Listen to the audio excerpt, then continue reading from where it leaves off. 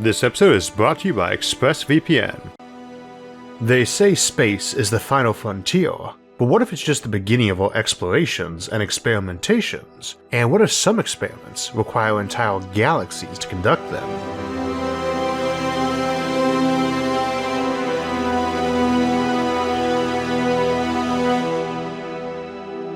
We often speculate about alien life and alien civilizations on this show, and we take only three things for granted about their behavior. First, that they evolved someplace where nature was as cutthroat as our own world, and thus they are not wimps, but rather the product of eons of survival and adaptation. That they rose to the top of their world to dominate as we have, and that they made it out in space they first did so by climbing to the top of a pile of skulls billions of years deep. Second, we assume they must have a strong survival urge to have done this, and thus care about their own survival more than that of other civilizations. This might vary from a deep willingness to sacrifice for their tribe or hive to utter personal selfishness, no friend or family ties, and it might vary from a species that would risk its own neck to help other species to one that would go a million light years out of their way just to incinerate another species' homeworld, but they will care more about their own survival than ours, for instance. And third, they will assume anyone they encounter out in the galaxy will be the same, tough, and survival-oriented. Now there is one exception to the above assumptions, and that comes from the influence of technology. Technology might allow a species to have been created in a lab that had no survival imperative, or had it lower on their priority list, akin to Asimov's 3 laws of robotics, that place self-survival for robots at third place behind human survival and obeying humans. Technology also lets you craft environments that are such paradises that no great skill at survival is needed. Indeed, one might run psychological and biological experiments to see how life changed if survival pressures were removed for hundreds of generations, to answer the concern that too easy a life might make people weak in form and mind and character. However, we are not interested today in how technology permits those exceptions to our 3 assumptions about alien civilizations, but rather how it forms a 4th assumption, namely that the simple existence of technology implies a strong trait of curiosity and one refined enough to perform science. This is what we will be discussing today, how a civilization will be approaching the galaxy if science has become core to its civilization, one which seeks to explore the galaxy for curiosity more than colonization or resources. In the previous 2 episodes of the series, Galactic Domination, we looked at those seeking to control the galaxy in Empire Eternal, and to harvest it in Strip Mine the Galaxy. And so today we look at the extreme form of scientific explorations in regard to the galaxy, turning it into your laboratory. Now I mentioned how technology can permit some exceptions, like making a pacifist race to serve your own via technology, but I feel obliged to mention how technology can create its own exception too.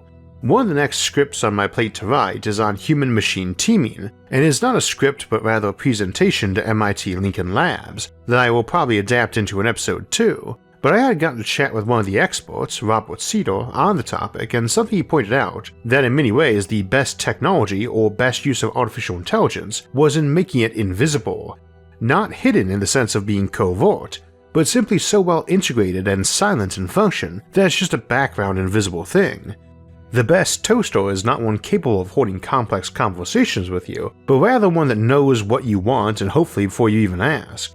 It knows who hit the button on it and knows how they like their toast, or better yet, knows who likes toast when and produces it ready to go when you enter the kitchen, or even delivers it to your table.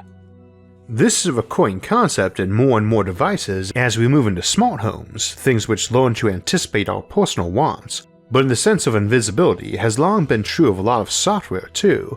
The best features of most programs are those you forgot even exist. You take them for granted. Indeed, while the squeaky wheel gets the oil, the ideal machine is one you forgot even exists. With that in mind, we have to seriously contemplate that technological civilizations might not be super curious or even terribly intelligent after a time, because their technology requires so very little learning or maintenance. We should not assume this necessarily leads them becoming dumber, but it does challenge whether or not our classic science fiction assumption of a species growing smarter, bigger of brain, and more intellectual as the eons roll by is really very valid. Intelligence is valuable for survival, but once survival is assured, how does greater intelligence benefit one? Not that we should be assuming a singular course of action. You might have folks in the same culture who are content to let machines glide along invisibly and being indifferent to how they operate, while others opted to shoot or snort every mind-enhancing cocktail their science could come up with while jamming computers into their skulls. However, in such a society, we might have folks who worried about either extreme case, a total indifference to technology and a total obsession with mind enhancement and technological advancement. Note that I'm not saying an indifference to technology would imply an indifference to intelligence and education incidentally, just to technology. Invisible technology might be integrated into your civilization to the point that it was like your own natural defenses, like our immune system or digestion, just omnipresent background clutter of life, rather than this year's new cool gadget. Such a civilization might be curious what would happen and opt to run an experiment to see how worlds colonized with invisible protective tech fared over the generations. If little robots and machines were always in the background protecting you from harm, catching you when you fell, invisibly patting a sharp corner when you banged into it, repairing any wound, copying your mind for restoration and repair against brain damage, bringing sustenance to you and so on, what would that population be like in a few hundred generations? Assuming it even had generations, given that they might be functionally immortal, aging and injuries repaired, and both control rates carefully but covertly handled by the invisible machines. Indeed, you might take this to such an extreme that folks did not get hungry or could eat all they want without getting fat, and it seems an alien species might want to have thousands of plants devoted to just minor iterations in this experiment to see which led down what path for good or ill. There may be iterations of convenience or ignorance or both which have desired positive effects. And before criticizing such a civilization too much, keep in mind that we do not spend much time or energy contemplating our heart beating or lungs breathing, or immune system defending. They are machines that operate in the background. We probably should not assume a civilization which had technologically prevented toe stubbing was an inherently hedonistic one, whether by rounding all sharp corners or having padding in shoes, or smart shoes, or interrupts in the nervous system that simply shut off the pain. Nor should we assume that one which had conscious control of heart rate and breathing was somehow better, especially as we might encounter alien civilizations which had naturally evolved to consciously control their heart rate, but not consciously control their excretion processes, for instance. Nonetheless, it would seem like something we would want to know the answer to, and we balk at the notion of running 1,000-word experiments on such matters, mostly on the ethics of experimenting on people, rather than the notion of systematically checking out the options. We get the cheat of knowing that if we colonize enough worlds, we will probably get volunteers who would set up a world with a given set of parameters out of a choice rather than deception or force. We should not assume another civilization would have any issue with covert or coercive experiments, of course, especially given that we often have not. We can probably skip mentioning all the times we have done one or the other in the name of science. I don't think anyone listening is likely to be surprised that we have, nor does one need to be too cynical to think we will again, or that some other species might not care at all.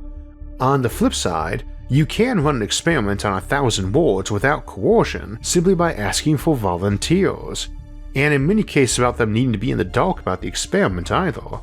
We probably would not have too hard a time finding volunteers for colonizing a few hundred planets where they were told going in that we were going to alter human aggression levels up or down for each world by 1 to 10% and see what happened after a few centuries. Indeed, the big problem there would be a self-selection bias, as folks who thought aggression and ambition were vital to human success would flock to one world, while those who thought it was the root of problems would flock to another, and they would be carrying their personal philosophies and ideologies with them, which would make getting results of the physical effect of biologically lower or higher aggression rather hard to sort out. Doable though, especially with a big enough sample and a big enough brain, and you've got a whole galaxy to make samples in.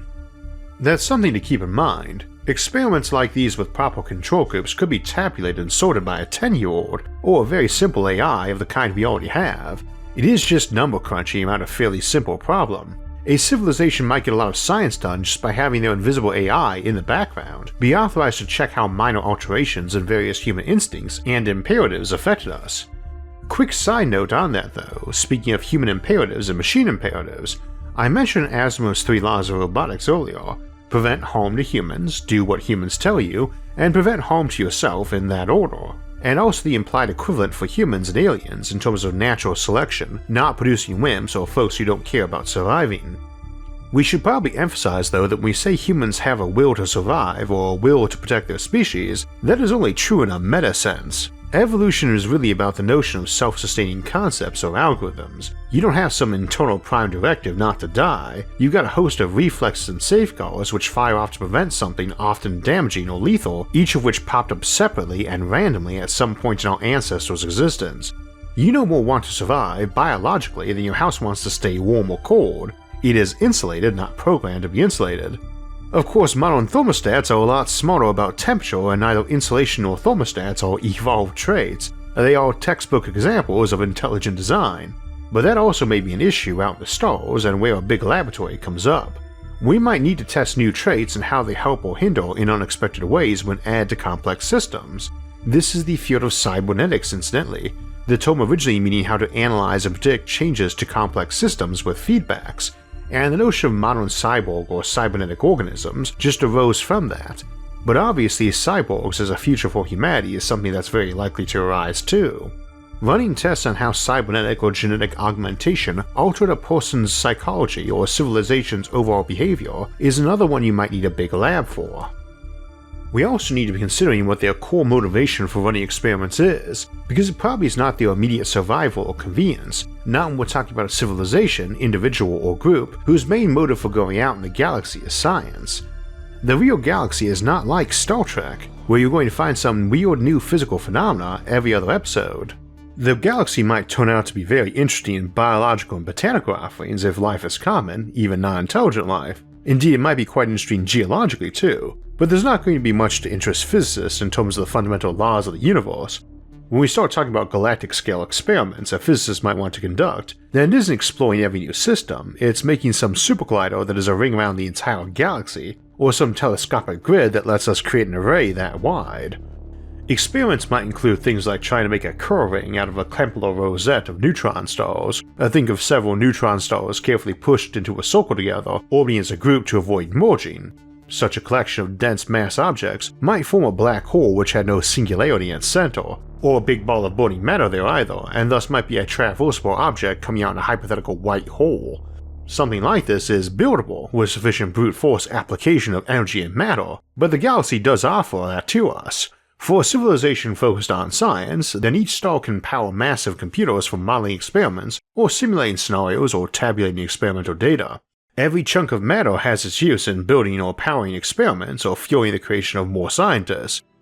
Now, a default civilization like our own is content to just make scientists as one of many encouraged and valuable professions amongst a host of life choices. But one focused on just churning out scientific minds might be engaging in not just wholesale genetic and cybernetic augmentation, but flat out cloning or mind uploading and duplications of brains.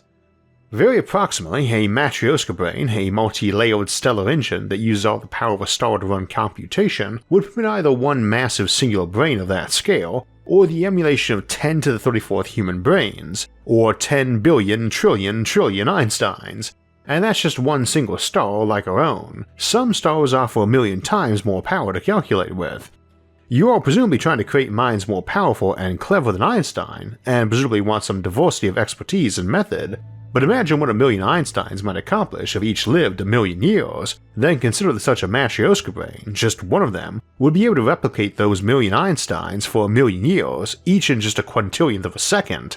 In terms of raw processing power anyway, given that a photon of light would not even have covered 1,000,000th of a meter in that time, there's probably a limit as to how compressed you can make a thought occur, regardless of how many brains you can simultaneously emulate.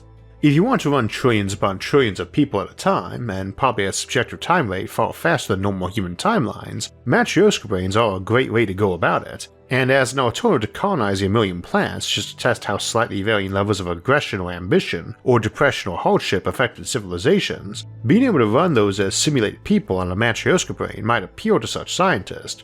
This is especially true when we consider that 1,000,000 worlds with 10 billion people each would only represent 1/100000th of 1/10000000th of the processing power of a single Matriarchal brain powered by a single star, out of the hundreds of billions of them in our galaxy. The reality is that one of those Matriarchal brains is probably capable of simulating an entire populated universe of classic planets to a level of resolution and authenticity we would have problems detecting if we tried, and far beyond what we found comfortable for living in.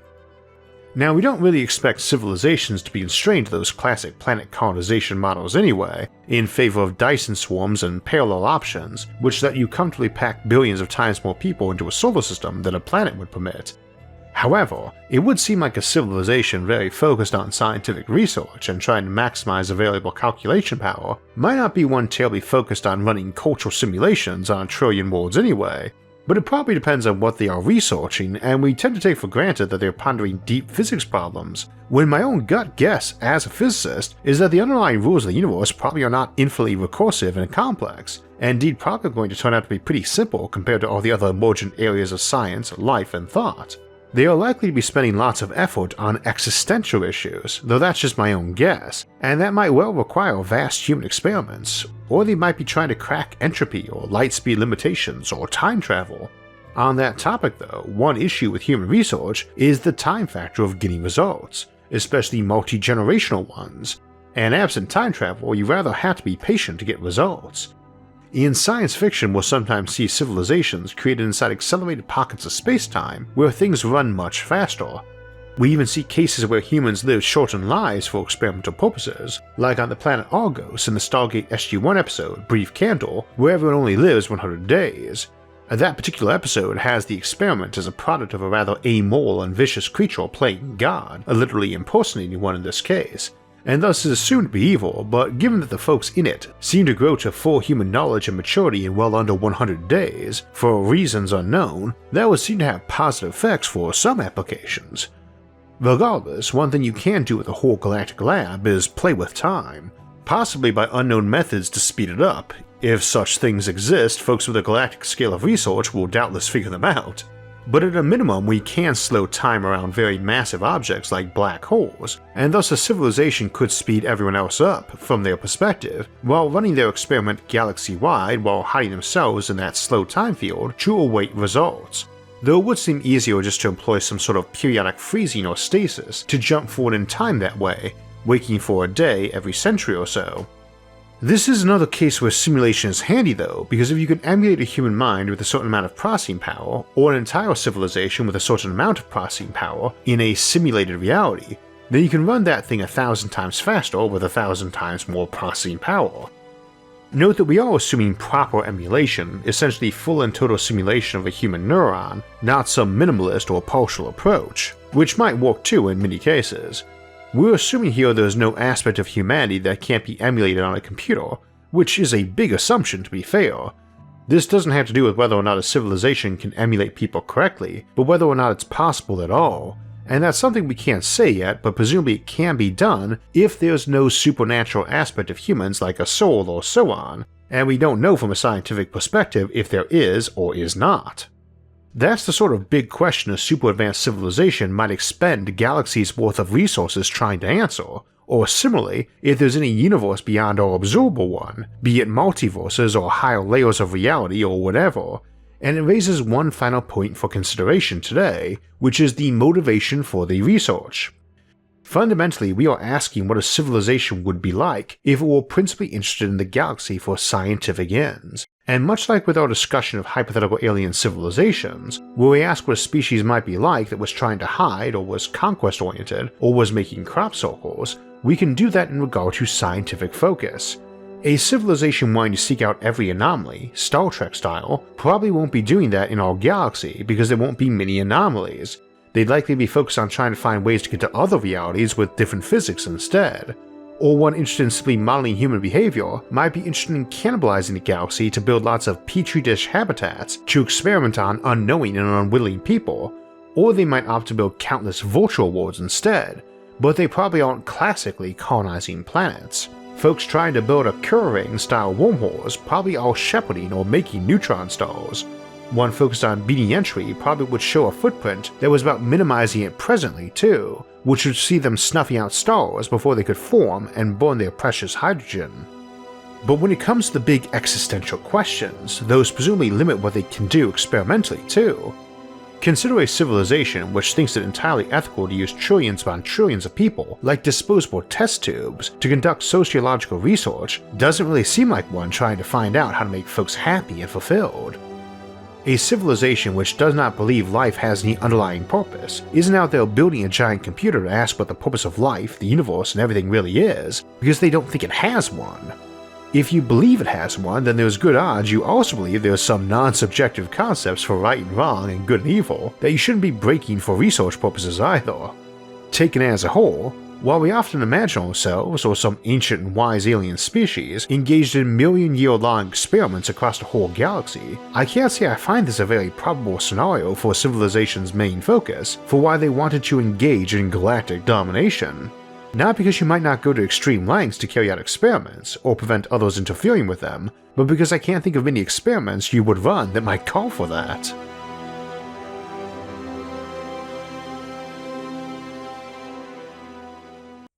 So in today's episode, we contemplated galactic civilizations using entire worlds for social experiments and collecting data. But that is not a worry of the distant future. Right now, everything you do on the internet is getting mined for data, for direct use, or for sale to others.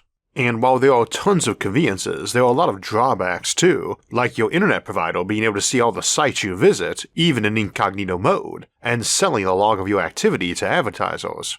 The internet becomes more and more integrated into our lives in more and more ways every day. More of us work on it and do business and banking on it than ever before, both from at home and from riskier public Wi-Fi spots. And if you do any of that, you need to be mindful of your cybersecurity, because anyone with a bit of computer knowledge connected to that same network can easily hack you. Using a virtual private network like ExpressVPN is a critical component of that cybersecurity.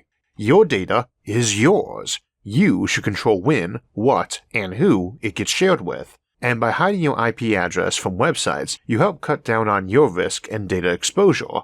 And ExpressVPN encrypts all your data to keep you safe from hackers and prying eyes.